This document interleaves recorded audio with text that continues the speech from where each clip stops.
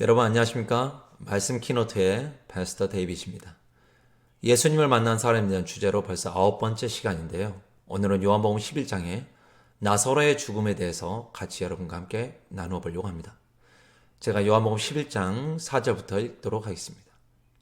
예수께서 들으시고 가라사대 이 병은 죽을 병이 아니라 하나님의 영광을 위하며 하나님의 아들로 이를 인하여 영광을 얻게 하려 함이라 하신다. 15절 내가 거기 있지 아니한 것을 너희를 위하여 기뻐하노니 이는 너희로 믿게 하려 함이라. 그러나 그에게로 가자 하신대. 16절 디두모라 하는 도마가 다른 제자들에게 말하되 우리도 주와 함께 죽으러 가자 하니라. 여기까지 읽었습니다. 베다니에 사는 나사로라는 예수님께서 사랑하는 이가 죽어가는데 그 가운데 예수님께서 일하시는 과정을 이야기한 부분인데요. 이 요한복음 11장 이야기를 드리기 전에 저희가 먼저 좀 여러분들 간증을 하나 드리려고 합니다. 제가 예전에 미국의 디트로이트라는 곳에 사역을 했었는데요. 그곳에서 이렇게 이제 뉴욕에 모임이 있어서 차로 이동을 하면 12시간 정도 걸립니다. 그때 이렇게 저와 제 아내 이제 차를 타고 이동을 하는데 제 아내가 그때 8개월 정도 첫째 아이를 임신한 상태였거든요. 워낙 디트로이트에서 뉴욕까지 거리가 머니까 제가 한 4시간 정도 운전하고 제 아내에게 1시간 정도만 좀 운전을 해줄 수 있겠냐. 내가 조금만 눈을 붙이고 다시 운전하겠다 해서 이렇게 자리를 바꾸게 됐는데 자리를 바꾸고 제가 막 잠이 들려고 하는데 그때 이제 제 아내가 저를 막 다급히 막 깨우더라고요. 그래가지고 제가 조금 죄송합니다만 조금 짜증이 좀 났어요. 아, 내가 잔지 얼마나 됐다고 벌써 바꾸자 그러냐. 제 아내가 배가 아프다고 하더라고요. 그래가지고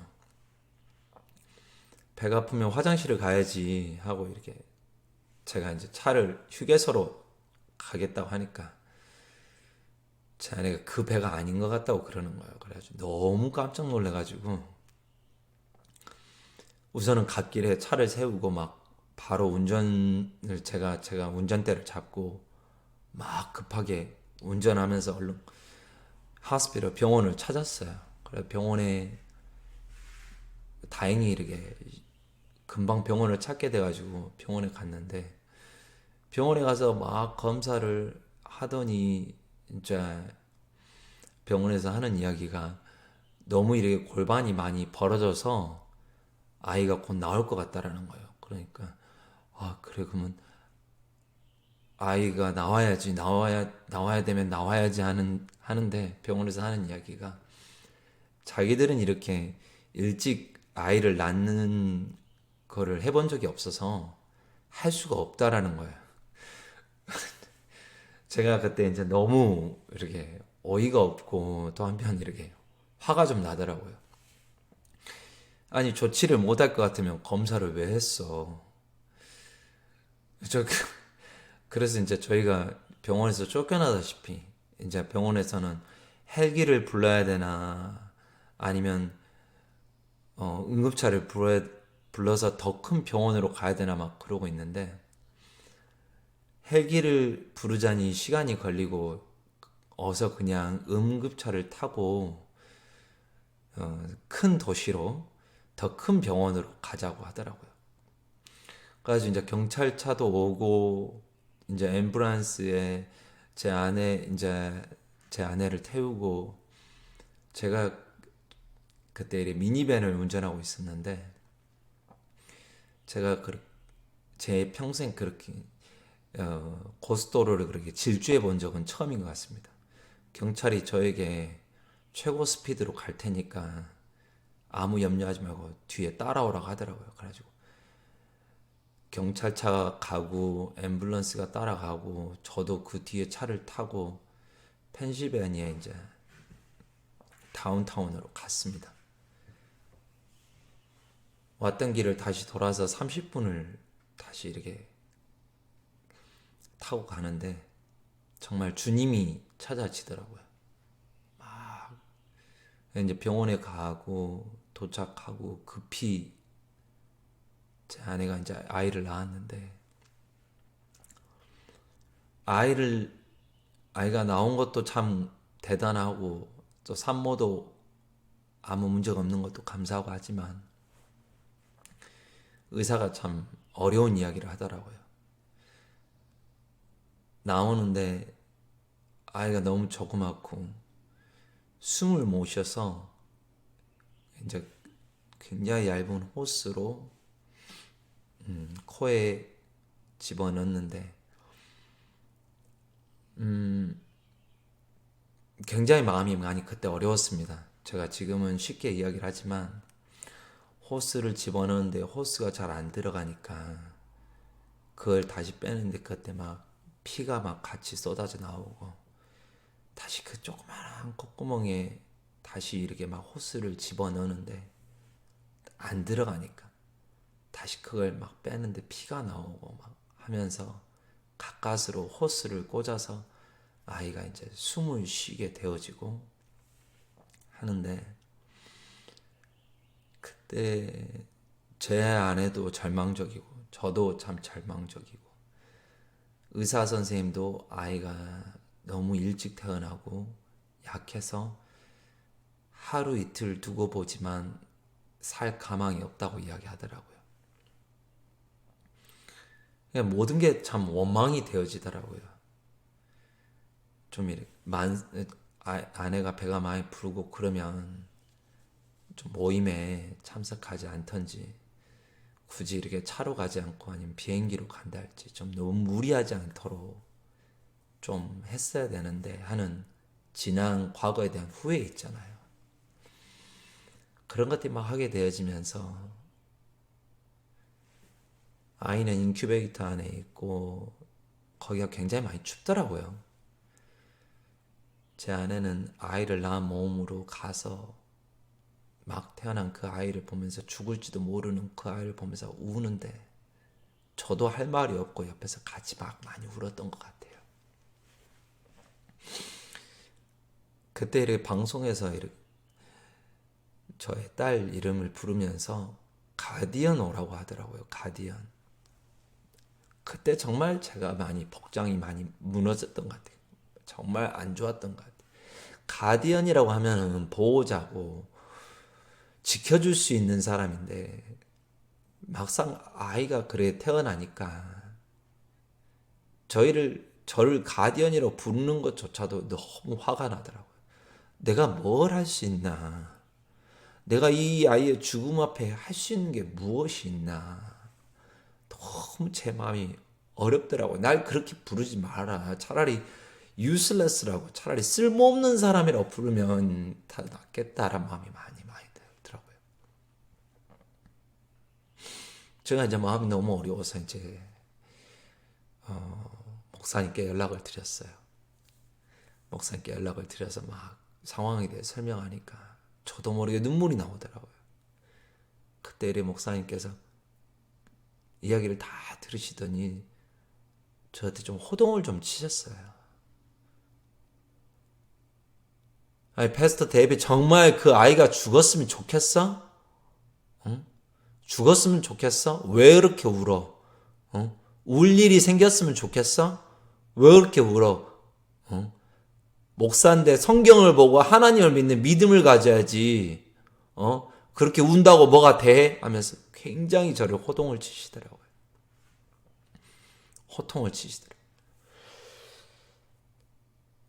저는 좀 위로를 받고 싶고 한편 좀 내가 믿음이 없으니까 목사님 믿음을 좀 가져주세요. 근데 목사님은 너가 믿음을 가져야지. 너가 목사인데 하나님은 너에게 뭐라고 하시냐. 제가 가만히 병원에 앉아서 제 자신을 보니까 참 비굴하더라고요. 형제 자매들에게 믿음을 가지세요. 이 일 앞에 믿음으로 행하세요. 주님이 일하실 거예요. 참 입 바른 소리는 잘하지만 정작 제 자신은 제가 감당할 수 없는 문제 앞에서는 믿음을 갖기보다는 어떻게 이 일을 해결할까 정말 제 수단이나 방법, 또 그런 걸 써보려 해도 감당이 안 되니까 그저 울고 한탄하고 나를 원망하며 내가 왜 그랬을까? 지난 과거에 대한 후회, 그런 거밖에 나오지 않더라고요.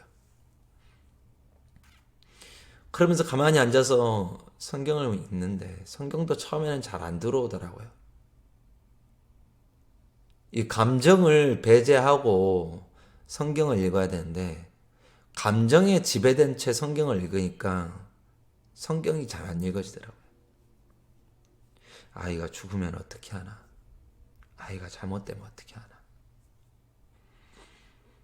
그런 생각들이 나를 주관하고 있을 때는 성경이 잘 안 들어오더라고요.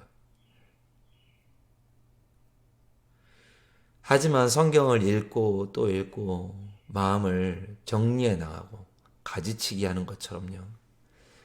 말씀에 뭐라 그랬지? 내 생각은 뭐라고 하지? 하면서 내 생각을 자꾸 정리해 나가다 보니까 조금씩 성경이 보이더라고요. 그때 이렇게 하나님께서 저에게 주신 말씀이 있는데요. 그 말씀은 이사야서 66장 9절에 여호와께서 가라사대 내가 임상케 하였은즉 해상케 아니하겠느냐. 내 하나님이 가라사대 나는 해상케 하신 자인즉 어찌 태를 닫겠느냐 하시느라 그랬습니다. 이 말씀이 이 구절이 정말 제 눈에 제 마음에 들어오더라고요. 그래 내 아내를 임상케 하신 이가 내 아이를 갖게 하시고 내 아내를 임상케 하신 이가 누구시지? 하나님이시지.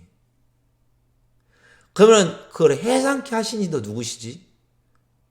어떻게 보면 참 신기한 거예요, 여러분. 여인의 몸은 참 가냘프지 않습니까? 여리지 않습니까? 근데 그 여인이 아이를 낳을 때 보면은 정말 그 힘은 어디서 나왔는지 정말 대단하죠. 존경합니다. 세상에 있는 모든 여인 또 어머니를 존경합니다. 근데 그 여인에게 힘을 주신 이가 누구냐면 하나님이시라는 거예요.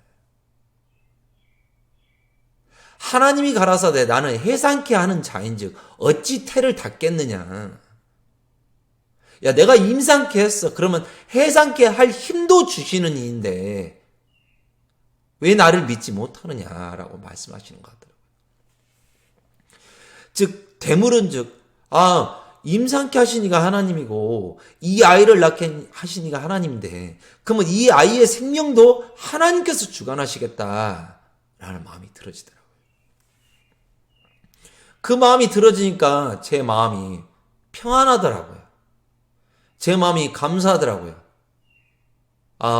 하나님께서 임상케 하셨고 하나님께서 이 아이를 해상케 하셨는데 그러면 누가 이 아이를 지키시겠나? 하나님께 지키시겠다라는 그 마음이 들어지더라고요. 그때부터 제 마음이 정말 감사하더라고요. 하나님께 지켜주시겠다. 낳게 해주시겠다. 제가 이 이야기를 제 아내에게 했어요.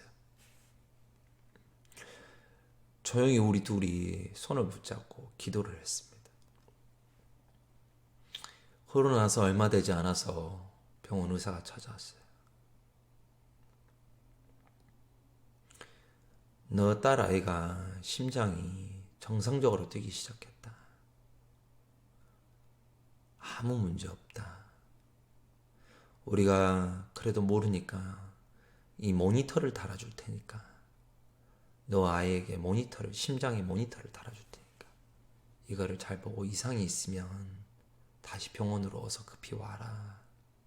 근데 사실 이것도 필요 없을 것 같지만 혹시나 해서 달려서 보내는 거야 하면서 제 아이가 아무 문제 없이 병원에선 죽을 수도 있다고 했고 살 가망이 없다고 했지만 하나님께서 그 아이를 너무 감사하게 지켜주셨어요.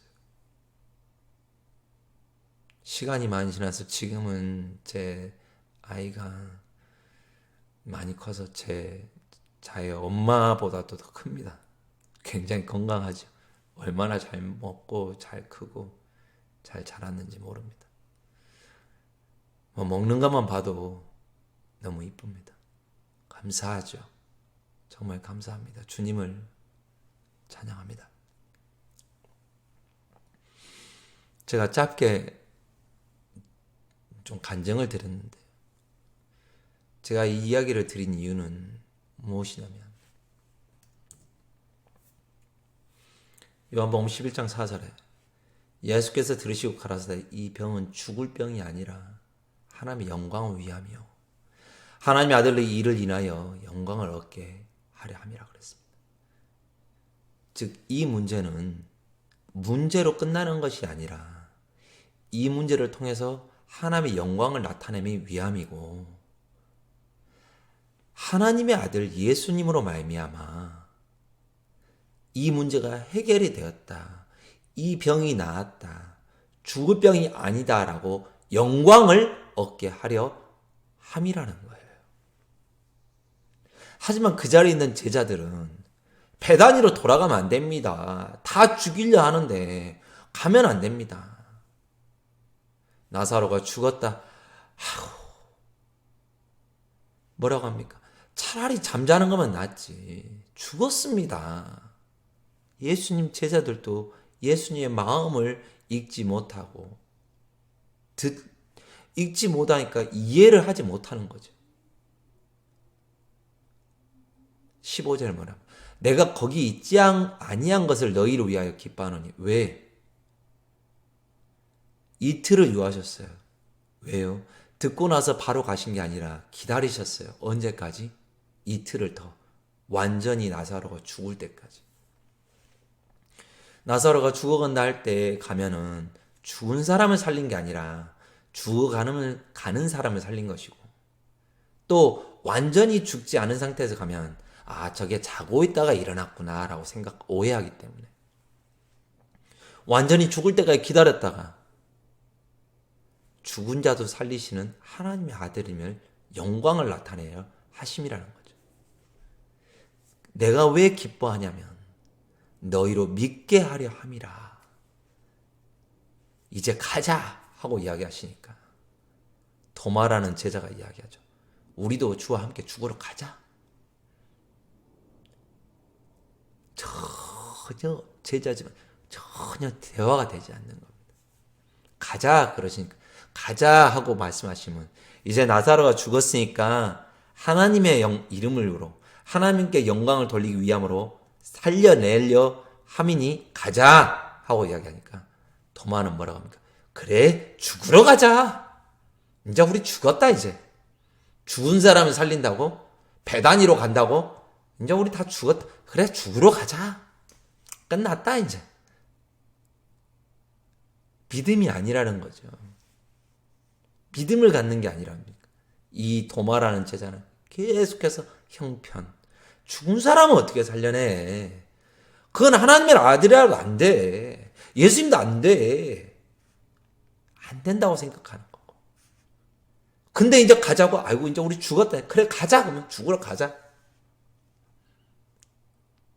이 일을 안 돼. 네. 안 돼 하는 사람은 안 됩니다. 나는 안 돼 하지만 주님은 돼 하는 사람은 주님이 역사하십니다. 아멘. 아멘. 저는 그렇게 믿습니다. 저는 그때는 참 그 목사님께 서운했어요. 목사님 저 진짜 어려운데 좀 달래주시지, 위로 좀 해주시지, 좋은 말씀 좀 해주시지, 서운합니다. 그때 시간이 지나고 보니까 그 목사님이 호통치시기 너무 제 신앙에 어떤 큰 기점이 되기도 한 거예요. 말로만 형제 자매들에게 믿음을 가지세요. 잘 될 거예요. 염려하지 마세요. 정말 입 바른 소리는 잘하지만 실제 제 삶에서 어려움이 오니까 아이고 나 죽겠다. 아이고 우리 딸 어떡해. 죽으면 어떡해.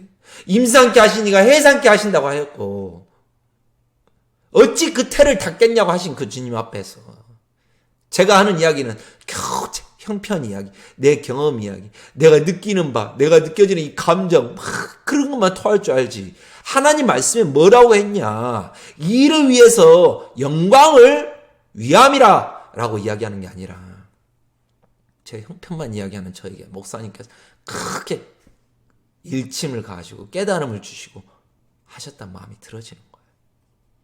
너무 감사하더라고요. 그때 그 일이 아니었더라면 내가 어떻게 믿음을 가질 수 있었겠나. 그때 그 일이 아니었다면 내가 지금 이렇게 신앙할 수 있었을까 라는 의구심이 드는 거예요. 민수기 14장 28절에 이런 말씀이 있습니다. 그들에게 이르기를 여호와의 말씀에 나의 삶을 가르쳐 맹세하노라. 너희 말이 내 귀에 들린 대로 내가 너희에게 행하리니. 아멘. 네, 아멘 하세요. 저도 아멘 하겠습니다. 이 일은 하나님께서 일하실 거야. 이 문제는 예수님께서 담당하실 거야. 나의 죄를 담당하신 주님. 더 나아가 내 삶의 문제도 담당해 주실 거야. 이 문제를 내가 해결할 능력이 없어. 그래, 나는 안 돼. 하지만 주님은 돼. 주님 감사합니다. 누가 찬양을 드릴 수 있습니까? 네. 마음에서 믿어진 사람은 그 문제가 해결이 되어지지 않았을지라도 주님에게 영광을 돌릴 수가 있습니다. 여러분도 선택하셔야 됩니다. 도마처럼 그래 같이 다 죽자 뭐 아유 끝났다. 베다니로 돌아가시겠다. 유대인들이 거기서 다 돌로 쳐 죽이려고 하는데 거기로 가시겠다고? 나사로 죽었는데 이제 와서 가시겠다고? 아이고 그래 끝났다. 죽자. 아이고 예수 믿어도 뭐 될 것도 없네. 아이고 뭐 이런 게 신앙인가? 안 되겠다. 힘들다. 아유 뭐 믿어도 되는 것도 없고 하고 형편만 탓하는 사람이 될 겁니까? 아니면 너희 말이 내 귀에 들린 대로 내가 너희에게 행하리라 하신 말씀처럼 예 주님 이 문제 죄와 같이 제가 감당할 힘이 없습니다. 감당할 능력이 없습니다. 주님이 담당해 주십시오. 주님이 해결해 주십시오. 저의 죄의 문제를 담당하신 주님이 이 문제도 담당해 주실 줄 믿습니다. 아멘.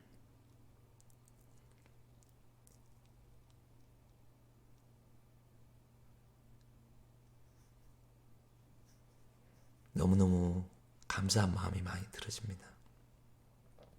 왜요?